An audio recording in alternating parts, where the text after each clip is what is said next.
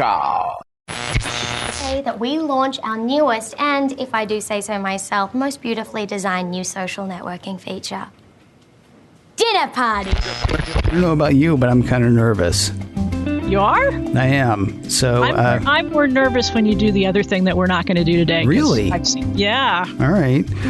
Let's do a brief history of this show. Shelly Brisbin, by the way, everybody, third, I think, guest, maybe third or fourth guest on this show. So you've been here through a few different iterations. Not that the show has changed a tremendous amount, but I've added a couple of features every now and then. It's News to Blank is what normally starts us off during a week. That one's sticking around, I think, because that one, I never know what's coming. There are some guests who insist on telling me what they're going to talk about beforehand. I think you told me about 20 minutes before we started that you were talking about electric vehicles, and that was only so I wouldn't step on you with another topic. So because you asked me. Yeah, but I mean, I wanted to know because I wanted to make sure I wasn't going to like double us up on something. There are some people who insist on telling me, but I mean, to me, it's News to Blank is fun because they get to say something that's important or interesting to them. I, of course, don't have to come up with a topic. And also I learn things. So it's wonderful.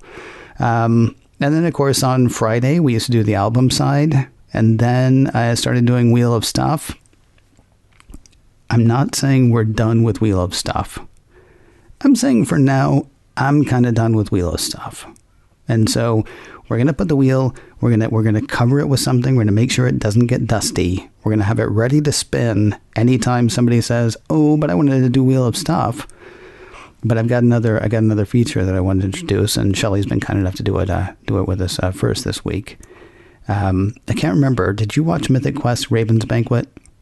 I have started to watch the first season, so I'm about halfway through the first season just recently. Oh, okay. So you haven't gotten to because when I kept doing that weird dinner patty. No, I got the dinner patty thing. Okay, I'm so right you knew about that. there, actually. Okay, yeah. You're there. Okay, that's cool. This is a thing that people have done for a very long time. It is not a completely original thing, but basically the guest gets to invite 3 people to dinner. Now, this is a 7-course meal we're talking about here. Okay, so it starts off with turtle soup or whatever they began with a million years ago. And then there's a fish course and a meat course and probably another fish course and then more turtle for some reason. And then 3 desserts. I don't even remember how many courses we're up to now. But you've got like 2.5, 3 hours to spend at dinner. And you get to invite anybody you want. Time period is no element. Are they living? Are they dead? Well, for this meal, we're going to assume they're living, but maybe they weren't before and maybe they won't be after. It doesn't have to be somebody famous. It can be if you want it to be. This is that thing that people ask. You can have dinner with 3 people. I'm curious who they are and why. I'm a little surprised at my couple of my own answers when I started thinking about this. And a lot of times the answers to this question, I always wonder, what do you really know about what these people would be like? Because I started, my perception of this question was, who do I actually want to spend time with and who would I enjoy listening to, as opposed to who's a great person? And so people always say presidents and they always say scientists or whatever. And either because they're politicians or because their science is so far above my own knowledge, I did not choose any of those people because I'm just like, what? I don't know what I would talk about with Albert Einstein other than what's it like to be really famous and have interesting hair. I mean, right. So when you said E = MC squared. Yeah, exactly. So I picked people I just want to listen to and go, oh, wow, you're amazing. Okay. One of them, and I wouldn't have picked him until I read his autobiography. And that's surprising because a lot of autobiographies are terrible. Mm-hmm. But my first pick is Christopher Plummer. Really? His autobiography is amazing. Okay. He's funny. I mean, Christopher Plummer has been an actor since like the 1940s. He goes back to Montreal, Canada. He's a stage actor for most years of his life. He's known, of course, for Sound of Music, and then he made a bunch of action movies, and he was in a Star Trek movie, and he's done a little bit of everything. Most people always say Sound of Music. But I read this biography, and he's just such a raconteur, and he's so sly and so funny, and he's so unapologetic about all of the ridiculous adventures he's had. I want to just hear more. I just want to sit and listen to that guy talk. Interesting. It's so funny to me that you say he was in a Star Trek movie, because absolutely true. You find out, though, when you start doing more stuff with, because I did the Star Trek podcast for so long, he and Shatner are like buds. Yes. Or they were. I mean, they came up in Canada acting. They met in the 40s in Montreal. Right. Shatner was sort of, both Shatner and Plummer started really young, and Plummer was this real precocious theater and radio actor kid, and Shatner was kind of his understudy. And as a fan of old-time radio, I've sort of wanted to find old, it's hard enough to find specific old United States recordings. I haven't found any recordings from Canada in the 40s, but I would love to. But yeah, I don't know whether they were buds or not. I kind of get the impression there might have been some tension there, but I know they came up together. And Shatner always says really nice things about Christopher Plummer, which is the right thing to do. Yeah, well, yeah, absolutely. And interesting. That would make Christopher Plummer one of the few people that Shatner understands where he is on the pantheon. Right? Yeah. I think Shatner understands how much better an actor Christopher Plummer is. And Plummer seems like he would probably be a somewhat intimidating presence. If he accepted my dinner invitation, I hope I wouldn't have to be afraid of that intimidating presence, but I'm going to take the risk. Is this Turtle? Who's your second guest? My second guest is Katherine Hepburn. Oh. She has always been one of my favorite actors, but I actually find her more fascinating as a human. And people, again, you think of Katherine Hepburn, and people of many generations that are alive today are thinking like, oh, Norm and the Loons, on Golden Pond and all that sort of stuff. Mm-hmm. But I'm a big fan of the movies she made when she was in her prime, in her 30s and in the 30s and 40s, and it just her sort of upbringing and her. I'm sure she's a very actressy person. I don't imagine that there are ways in which she seems like she's probably pretty down to earth, but I imagine that it would be a fairly elevated conversation with lots of sort of name dropping and high level banter and all that stuff. And again, I'm not certain whether I could keep up, but I would just like to listen to her for a couple of hours. I think that would be delightful. 2 questions about her. First of all, I'm going to do them backwards, actually. Did you see the Aviator? Yes. What did you think of Cate Blanchett as Katherine Hepburn? I enjoyed it. What I like that she did about it was that it was not an impression. I don't know if there's a word for something that is.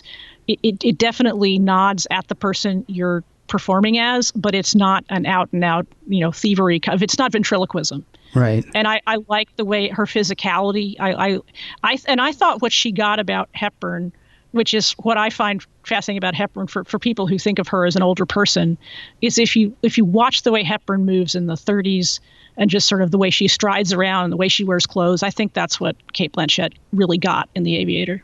Yeah. And the other one, not knocking on Golden Pond, but what is the Katherine Hepburn movie for you? Bringing Up Baby would be my choice. Interesting. Okay. It is really silly. It is very not of the rest of her oeuvre, but she stretched to do it. And it's just ridiculous, and it's fun to watch. All right. Dessert's coming around. We do have time, though, to find out about your third guest. My third guest, I'm sticking to entertainment. My third person, also an entertainer, is Lena Horn. She